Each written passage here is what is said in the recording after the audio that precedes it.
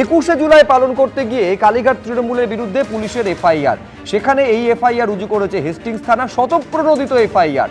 হাইকোর্টের নির্দেশ অমান্য করেছে কালীঘাট তৃণমূল, এই অভিযোগে এফআইআর রুজু করা হয়েছে কর্মসূচির আহ্বায়ক এবং সংগঠকের বিরুদ্ধে। কর্মসূচি চলাকালীন ক্যাথিড্রাল রোডে যানবাহন চলাচলের সমস্যা যাতে না হয় তা নিয়ে আদালতের নির্দেশ ছিল, কিন্তু সেই হাইকোর্টের নির্দেশে যে কাজ করেছে সেটা আদালতের নির্দেশের পরিপন্থী, এইটা এফআইআর এ উল্লেখ করেছে কলকাতা পুলিশ।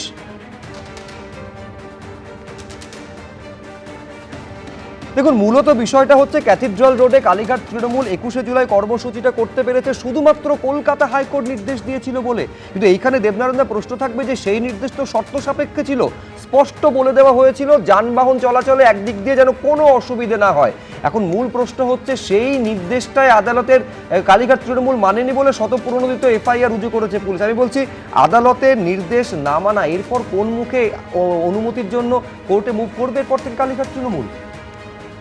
রবীন্দ্রনাথ সোনার তরী কাব্যগ্রন্থ এক জায়গায় লিখছে, বিশ্বকবু বিশ্ব ভেবে হবে না ঠকিতে, সত্যরে যে মিথ্যা বলি বুঝিবে চকিতে। সত্য যদি মিথ্যা হয় সেটা পরেই বোঝা যাবে। শেক্সপিয়ারও এই মিডসামার নাইটস ড্রিমে বলেছে, but wonder on till truth makes all things plain. বিস্ময় প্রকাশ করছি সেই পর্যন্ত অপেক্ষা করুন, যত সময় না প্রকৃত সত্য বেরিয়ে আসে। কোনটা সত্যি কোনটা না, হ্যাঁ নিশ্চয়ই হতে যদি হয় হবে। আমার প্রশ্ন 2500 বলা হয়েছিল, মানুষ যদি না শোনে, মানুষ যদি 2500-এ না শোনে, তারা যদি বারবার করে আসে, আমরা তো বলেছি আদালতের নির্দেশ যাতে মানা হয় সেটা দেখার দায়িত্ব তো সংগঠক এবং আয়োজক থেকে শুরু করে তাদের। না, আগের সেই শর্ত তো বেঁধে দিয়েছিল কলকাতা হাইকোর্ট।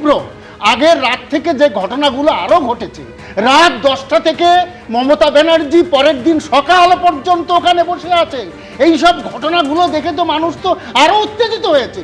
এই জন্যই তো আসছে যে আজকে একজন মহিলা, যেমন প্রাক্তন মুখ্যমন্ত্রী, তাকে কিভাবে হ্যাকেল করা হচ্ছে, যেভাবে তার কেটে দিচ্ছে, কিন্তু উনি পরিষ্কার আমি বলছি সেটা নিয়েও কিন্তু আদালতের স্পষ্ট নির্দেশ আছে, কিন্তু আমি বলছি শর্তটা মানবে না কালীঘাট তৃণমূল।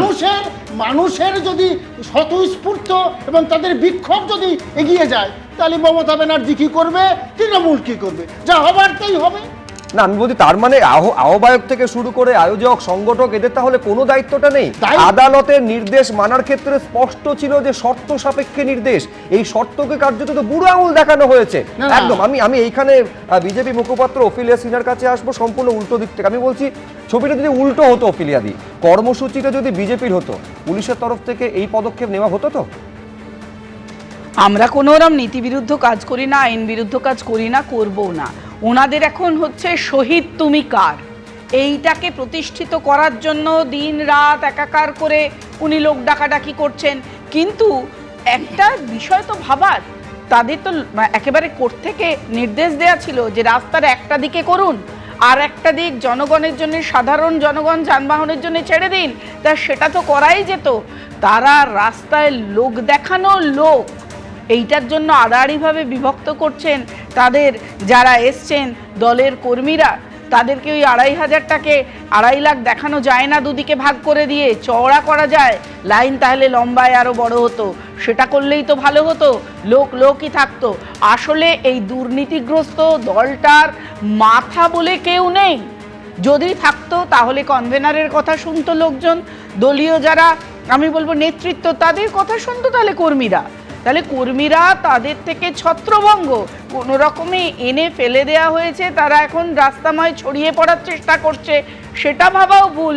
মমতা বন্দ্যোপাধ্যায় আমি তো বলবো ইচ্ছাকৃত, যাতে ক্যামেরা বন্দি হয় বেশি লোক, তার জন্য রাস্তার একপাশে না করে দুপাশে করে যানজট সৃষ্টি করে জনগণের সময় নষ্ট করিয়ে দেখাতে চেয়েছে কত লোক হয়েছে আমার।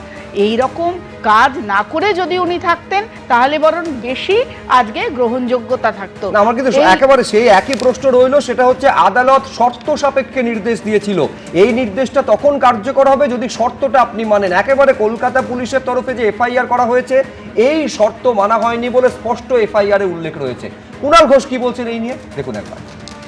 আমাদের আইন মেনে ক্যাথিড্রাল রোডে কোর্টের অর্ডার মেনে একটা ফ্ল্যাঙ্ক ফাঁকা রেখে আমরা আমাদের মিটিং করছিলাম। এবার যদি এই পুলিশ, এই গদ্দাররা, বিজেপির গুন্ডামি এত খোঁচা মেরেছেন মমতা বন্দ্যোপাধ্যায়কে যে মানুষের আবেগে লেগেছে, মানুষ তারা যদি চলে আসেন তা আমরা সেটা থামাবো কি করে? ফাঁকা রাখার দায়িত্বটা তো ছিল পুলিশের। এবার মানুষের আবেগকে আপনি কি দিয়ে বাঁধবেন? এবিপি আনন্দ, এগিয়ে থাকে, এগিয়ে রাখে।